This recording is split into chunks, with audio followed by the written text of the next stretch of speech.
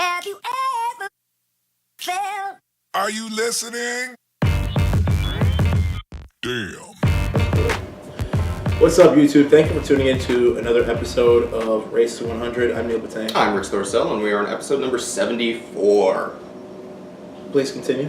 So today, we are we are taping after the first day of the National Republican Convention, and if you haven't had a chance to check out our awesome video from earlier, we'll include the link above. Really great stuff. But what we wanted to talk about today is go back more to the racial components of what's happening at this Republican gathering of 99.95% white people. They do have an African-American cop who decided to testify on the behalf of the Republicans and the Blue Lives Matter movement. Now, Neil, you went to school at Marquette in Wisconsin. Yeah. Did you have any familiarity with this figure? Yeah. Who we are about to talk about? Yes. Sheriff David Clark. Sheriff David the Clark. Milwaukee PD. We, all the brothers. Ever have a run-in with him? No, I've never had a run-in with him. Fortunate for me. He's just, we're all familiar with the brother. The brothers and sisters know about who he is, and they talk about how he's a token black dude for the white conservatives of CNN, or excuse me, Fox News, and they use him to speak against the black community perpetually, to say, hey, you see, one of you guys is saying that what you're doing isn't correct and you need to get your stuff straight, so it must be true. I mean, if one of you is saying it, but then we could use the counter argument where how many white people support what we stand for, how many liberal whites support what we stand for, to show the opposite. Yeah. And yeah, that brother isn't authentic. His message seemed isn't pretty intense when he was interviewed by He Don does Lemon. that all the time. He had this like death stare. Listen, like, he's like the official black spokesperson that represents the police force, okay? He's perfect, he's articulate, he will always speak out against black lives. Even when the evidence is cut and dry, he'll still go out of his way to support the opposing viewpoint. And it's not real. Again, he's gonna check. I don't know what type of money or incentive he has. He's trying to set himself up for retirement, make sure his kids go to school, his granddaughters, his grandkids are taken care of. We get it. We know what you're doing. We understand what is happening, but we don't believe it. We don't believe it all. Rick, I know Rick, someone, an intellectual, a deep thinker such as yourself, couldn't believe what the hell you're seeing out there. I watched the interview with Don Lemon. I watched him, unfortunately, at the National Republican Convention, and it was interesting. I'm glad that Don Lemon at least tried to interview him. That didn't turn out very well. But the points that he was making are just nonsensical. I mean, in the same, there's no consistent logic behind it. Is that you ask him a question and he responds by talking about something totally different, and that's not intellectually authentic. You can use big words or intense stares to try and make your point, but that doesn't mask the fact that you have no substance. And when all I love the trending page for the conservative YouTube channels that more or less try and say, look, you have David Clark eviscerating the liberal media. Yeah, one black dude. You guys have your one. You see, just the one.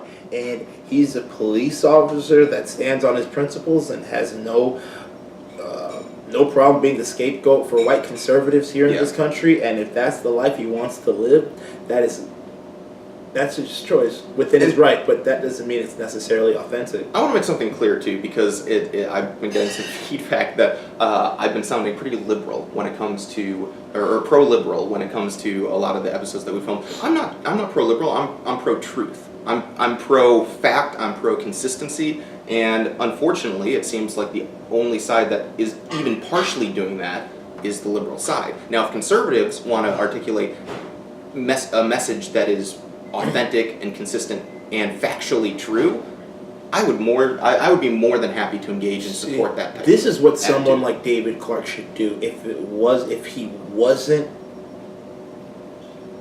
controlled by the wicked media. This is what he should do. He is a brother, right? An African American police officer who's had a very difficult life, I'm sure, a very difficult job to do. I'm sure he's encountered racism. I mean, David Clark will probably tell Fox News that he's never experienced racism in his life, Oh, I'm sure. he'll say, no, I don't know. And I think he said that in the Don Lemon interview. That Did he actually say that? That racism doesn't actually exist. Okay, see. That racism is a lie perpetrated by the Black See, Lives Matter. if I was David Clark, right, and if I wanted to sleep at night knowing I was benefiting my community and my career, why can't you try to bridge both movements? As a black man, you are, there's no one else out there that should bridge the Black Lives and Blue Lives Matter movement as one.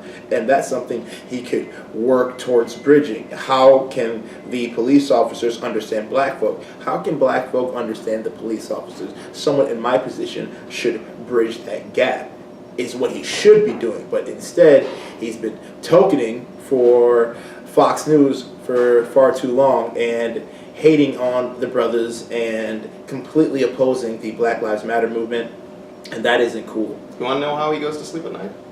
With his hand on his and counting his dollars. Oh, Neil, that's probably totally inappropriate. No, that's probably what he does. He's providing for his family, you know. I mean, he's gonna give them everything they want. I mean, what sort of benefits come from being the minority token within a very wealthy establishment part of the country? You only reap the benefits. Promotions, endorsements, whatever the case may be. The money's going to come in. The benefits are going to come in. He's gonna take care of his family just fine and well.